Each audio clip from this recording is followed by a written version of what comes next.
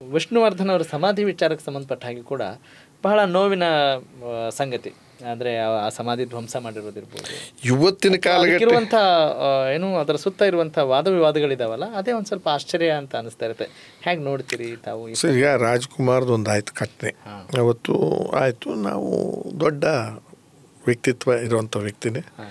ಆವತ್ತು ಆ ಸಮಾಧಿನ ನನ್ನ ದೃಷ್ಟಿಯಲ್ಲಿ ಮೂಲಭೂತವಾಗಿ ಯಾರದೇ ಖಾಸಗಿಯಾಗಿ ಜೀವಗಳು ಹೋದಾಗ ಎಕ್ಸೆಪ್ಟ್ ಪ್ರೋಟೋಕಾಲ್ ದೇಶದಲ್ಲಿದೆಯಲ್ಲ, president of India, prime minister of India, chief ministers ಇದ್ದರೆ ನಂಗೆ ಗೊತ್ತಿಲ್ಲ ಅದೇನಿದೆಯೋ ಸಂವಿಧಾನ, ಅಂಥವಕ್ಕೆ ಸರ್ಕಾರದ ಗೌರವದಿಂದ ಸರ್ಕಾರದ ಜಾಗಗಳಲ್ಲಿ ಒಂದು ಸ್ಥಾನಮಾನ ಕೊಟ್ಟು ಬಿಡಬೇಕೇ ಹೊರತು ಸಿಕ್ಕಿದ್ದು ಇದನ್ನು ಒಂಥರ ಇದನ್ನು ಮಾಡೋದು ಪದ್ಧತಿನೇ ತಪ್ಪು ಅಂತ ಹೇಳೋದು. ಇದಾಗೋಗ್ಬಿಟ್ಟಿದೆ ಈಗ. ನಾನು ಹೇಳೋದು ಈ ಪದ್ಧತಿನೇ ತಪ್ಪು. ಈಗ ನಾನು ನನ್ನ ಕುಟುಂಬ ನನಗೆ ಸಂಬಂಧಪಟ್ಟಿದ್ದು ಅವ್ರ ಜಮೀನೆಲ್ಲ ಅಲ್ಲೇ ಉಳ್ಕೊಳ್ಳೋದೋ ಮಾಡೋದೋ ಮಾಡ್ಕೋಬೇಕಲ್ವ. ನಾವು ಯಾಕೆ ಅದನ್ನು ನೆಚ್ಕೋಬೇಕು ಸರ್ಕಾರದನ್ನು? ಆ ಗೌರವ ಇದೆಯಲ್ಲ, ಗುಂಡಾರಿಸ್ಬಿಟ್ಟು 15, 20, 30 ಕೊಡ್ತಿರಲ್ಲ, ಅದೇ ಗೌರವ ಸಾಕು.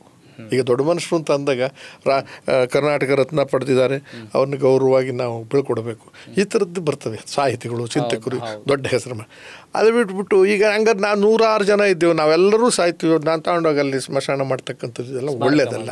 ಈಗ ಆಗೋಗಿರೋದನ್ನು ನಾನು ಧಿಕ್ಕಾರ ಮಾಡೋದಿಲ್ಲ, ಆಮೇಲೆ ಬೇಜಾರು ಮಾಡ್ಕೊಳೋದಿಲ್ಲ.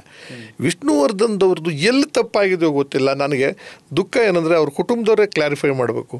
ಅವತ್ತು ಆ ಜಾಗ ಕೊಟ್ರ, ಬಲವಂತವಾಗಿ ಅಲ್ಲಿ ಹಾಕಿದ್ರ, ಆ ಕ್ಲಾರಿಟಿ ಜಮೀನು ತೊಗೊಂಡಿದ್ರ ಇಲ್ವ ಏನೂ ಗೊತ್ತಿಲ್ಲ. ಯಾವುದು ಅಭಿಮಾನ್ ಸ್ಟುಡಿಯೋನೇ ಒಂದು ದುಡ್ಡಿನಲ್ಲಿ ಕಲೆಕ್ಟ್ ಮಾಡ್ಕೊಂಡು ಮಾಡಿದ್ದಂಥದ್ದು ಆಸ್ತಿ, ಅದೊಂದು ಟ್ರಸ್ಟು. ಅವ್ರ ಮಕ್ಕಳು ಕೊಟ್ರ ಕೊಡ್ಲಿವ, ಅಲ್ಲೇನೋ ಬಸ್ಮಾನೋ ಏನೋ ಹಾಕ್ಬಿಟ್ರ. ಅದಾದಮೇಲೆ ಇವರೇನೇ ಅಲ್ಲೇನು ಬೇಡ ನಾವು ಮೈಸೂರಲ್ಲಿ ಮಾಡ್ತೀವಿ ಅಂತ ಕೇಳ್ಕೊಂಡ್ರು. ಮೈಸೂರಿಗೆ ಹೋದ್ರು, ಅಲ್ಲಿ 5 ಎಕರೆ ಜಾಗನೋ ಏನೋ ಕೊಟ್ಟರು, ಅದು ಆಗೋಗ್ಬಿಟ್ಟದು. ಅದೇನು ಇಂಥ ಈ ಗೋಜಲ್ನಲ್ಲಿ ಇದನ್ನು ದೊಡ್ಡದು ಮಾಡೋದು ಅಭಿಮಾನಿಗಳು, ಇದೆಲ್ಲ ಅರ್ಥವೇ ಇಲ್ಲ. ಇದಕ್ಕೆ ಮಾಡೋಂಗಿದ್ರೆ ಅವತ್ತೇ ಮಾಡ್ಬೋದಾಗಿತ್ತಲ್ಲ. ಇಲ್ಲ ಮೈಸೂರಿನಲ್ಲೂ ಮಾಡೋದು ಬೇಡಿ, ಇಲ್ಲೇ ಮಾಡೋಣ. ಅದೇ ಸರ್ಕಾರ ಒಪ್ಪಿಸ್ಬಿಟ್ಟು 3 ಎಕರೆನೋ 2 ಎಕರೆನೋ ತೊಗೊಂಡು ಇಲ್ಲಿ ಅಂಬರೀಷ್ ಅವ್ರದ್ದು ರಾಜ್ಕುಮಾರ್ದು ಮಾಡ್ದಂಗೆ ಮಾಡ್ಬೋದಾಗಿತ್ತು. ಇದು ನಾನು ದೊಡ್ಡದು ಮಾಡಿ ಮಾತಾಡ್ಕೊಳಕ್ಕೆ ಹೋಗೋದಿಲ್ಲ. ಸರ್ಕಾರನೂ ಇನ್ವಾಲ್ವ್ ಆಗಿ ನಮ್ಮ ಸುದೀಪ್ ಅನ್ನೋದೇನೋ ಕೊಂಡ್ಕೊಂಡು ಮಾಡ್ತೀವಿ, ಅದೆಲ್ಲ ತೀರ್ಮಾನ ಮಾಡಿಬಿಡೋದು ಒಳ್ಳೆಯದು ಒಂದು ರೀತಿಯಲ್ಲಿ.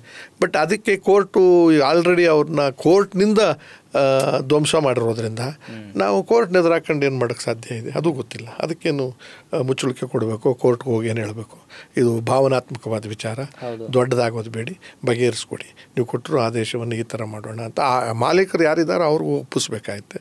ಇಲ್ಲ ಭಾಳ ಅದ್ದೂರಿಯಾಗಿ ಇನ್ನೂ ಚೆನ್ನಾಗಿ ಮೈಸೂರಿನಲ್ಲಿ ಮಾಡ್ಕೋತೀವಿ ಅಂತಂದ್ರೆ ಅದನ್ನು ಮಾಡ್ಕೊಳ್ಳಿ. ಈಗ ಅಂತ ನಾನು ಇದನ್ನು ಅಷ್ಟು ವಿವರವಾಗಿ ಹಿಂಗೆ ಕಡಾಖಂಡಿತವಾಗಿ ಏನು ಹೇಳೋಕ್ಕಲ್ಲ. ಗೌರವ ಸಲ್ಲಿಸಬೇಕು ವಿಷ್ಣುವರ್ಧನ್, ಇವ್ರಿಗೆಲ್ಲ ಕೊಟ್ಟ ಮೇಲೆ ಅವ್ರಿಗೂ ಕೊಡಬೇಕು, ಅದು ಕೊಡಿ ಅಂತ ನಾನು ಹೇಳ್ತೀನಿ.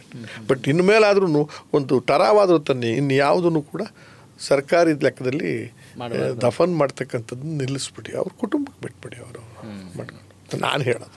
ಅದು ನನ್ನ ಮಾತು ಭಾಳ ಜನಕ್ಕೆ ಹಿಡಿಸ್ತೇ ಇರ್ಬೋದು, ಅಭಿಮಾನಿಗಳಿಗೆ ಹಿಡಿಸ್ತೇ ಇರ್ಬೋದು. ಇವತ್ತಿನ ದಿವಸ ನಿಮ್ಮ ವೈಯಕ್ತಿಕ ನನ್ನ ವೈಯಕ್ತಿಕ ಅಭಿಪ್ರಾಯ ನಂದನ್ನೇ ಅಲ್ಲ.